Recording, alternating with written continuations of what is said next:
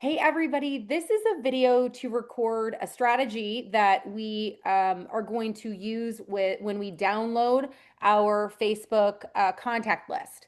So this video is to go directly in correlation with a video that Amanda did about how to download your contacts in Facebook, basically. So I'm not going to go over that because one, I am not an expert of that method. I just did it for the first time today, and I'm waiting on my download. So we're going to just go forward quickly, believing that you've kind of done that. So if you haven't done that, I suggest you to do it. And the idea behind this is that you will have the list and do this accordingly. But you want to print that list first, and you want to make sure that obviously you've got it. So I don't know what it looks like, but from what I understand, it's just a list of names. It's not in alphabetical order, so that can kind of frustrate. I don't know if there's a way to manipulate it. I haven't gotten the download, but the idea is this, is we all believe that we have contacted everybody. We all believe that we have, like we don't have anybody to talk to. And here's what I want to say is that we have the awesome opportunity to have an incredible network of all of us. We love each other. We see each other. We support each other. We're seeing each other's posts, and that's an amazing thing. But that removes the space for new people to come into our algorithm. And so something I thought of today was when I was on a coaching call was, hang on, we can make specialized contact lists. And so that's what I'm going to walk you guys through. Okay. So imagine doing this. Imagine using the list and having the list. And, for me, I have about 4,000 or almost 5,000 people on my friends list. Okay. So I'm not going to do this all in one day. But, and again, I don't know if it's going to come across in pages. I don't know how big the font is going to be. I don't know any of these things. But let's just say that I break the list up and I do a little bit every day. And I'm looking at the name, and this is what I envision taking the name, going to their Facebook, and seeing who they are, right? I know for me, for years and years of doing this and doing calls where I'm a guest, people will friend me. There's going to be people that I can lose. Okay. So you're going to maybe experience that too. You're going to say, oh, this is not somebody that I even remember, but using the list and going and visually looking, I think is important because unless you can look at the name and know that you want to connect with them, you want to go and you want to see what's happening on their social media as well. This is how we're creating just a new algorithm of people that we get to work with. Okay. So I'm going to look at the name Shannon Jones and I'm going to say, oh, Shannon Jones, no idea. Okay. I'm going to go look at my, Facebook. I'm going to go look at her, and say, oh my God, I remember her. I actually met her, and you fill in the blank, you figure it out. Right. And so there is a way, and in that moment, what I want you to do is I want you to comment on something. Okay. We're keeping a list. I want you to find something that you can comment on. I want you to look at her profile picture. Obviously, we want this to be someone that we want to get to know better. We have the luxury of being selective, you guys. So I want you to look like, is this person talking a lot about a lifestyle that we don't align with? Is this person talking about, really poor choices, or maybe they're super political, or maybe some whatever. I don't know what it could be that could turn you off. Don't know. Or something could draw you in. And so remember that you're not letting them validate us in this moment. We're sending them through the filter. Is this somebody we want to get to know a little bit better? And let's say we see Shannon Jones and we're like, oh, she's totally cute. Like, I totally forgot about this. I find something to comment on. She's picking out paint colors or something, and I get involved in her last post. But the thing I'm really going to do is I'm going to go and create a private list, and I'm going to teach you how to do it. And I have screenshots that I'll share once I have this, recording and get it into YouTube. I do have screenshots of what it looks like, but essentially what you do, hang on, I shared these in another thing, so I'm going to walk through on this. But essentially what you do is how you do it. You go to, and this was happening on a computer. I haven't figured out how to do it. like on a phone, but basically you go to your friends tile and you click on your friends tile. And then what happens is when you pull up your friends tile on the side over here, okay, to the left, there's going to be, friend requests, suggestions, all friends, birthdays, and custom lists at the very bottom. You're going to click custom list, okay? So then what you're going to do is this is what's going to pull up, okay?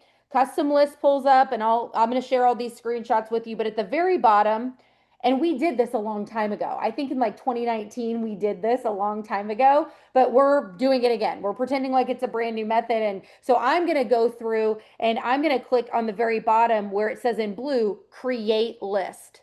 Okay? And I'm going to create the list and I'm going to click on that. And then this is what happens when you create list and you go to add. It pulls up an opportunity for you to type in Shannon Jones's name, okay? And she's going to go into this list. And something that you guys could take this a multitude of, you could make it like a small thing where you're doing just, 2025 potentials, right? Or it could be more categorized. More categorized to me sounds very confusing and hard to manage. So I'm going to pick one thing.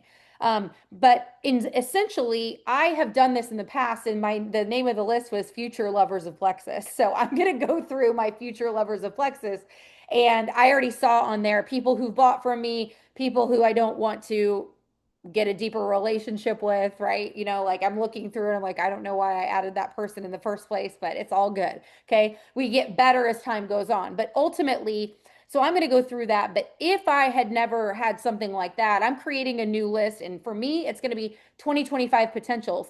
And that includes even new customers that I've signed that I want for the business. So here's what happens after you create that list. Okay.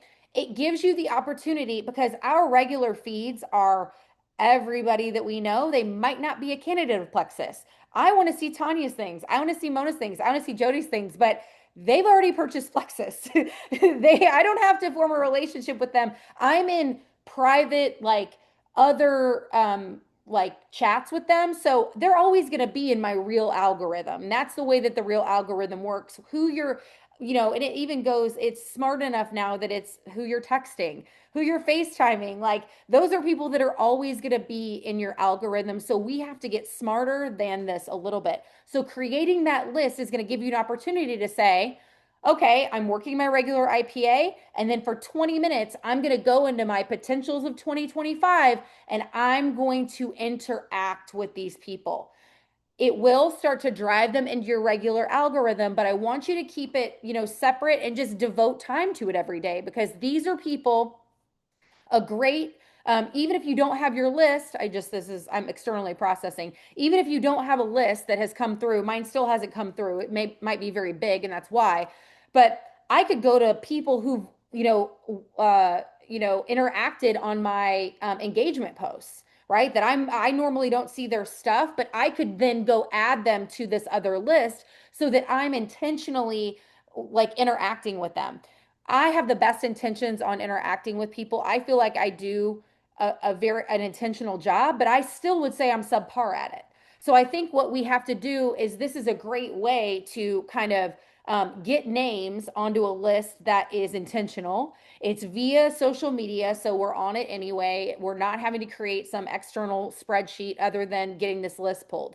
However, like I said, if you haven't pulled this list out of actual Facebook, it's very easy to go to some engagement posts, throw up a what's your favorite hairspray, throw up a what do you like this paint color or that paint color, this dress or that dress, and start to see who's looking at your stuff that you've really not been interacting with and throw it onto that list.